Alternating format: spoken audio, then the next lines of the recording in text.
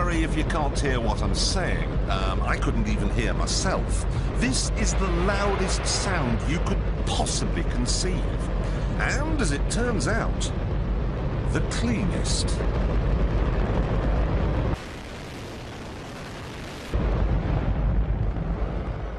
Now, the most amazing thing is that that cloud up there, which was generated by the engine, is just a mixture of hydrogen and oxygen. It's water vapour. And in about an hour's time, someone in Mississippi is going to get wet washing. It will actually rain.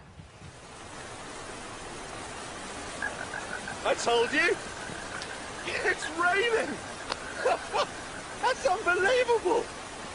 Oh, NASA's playing God. It's making its own weather.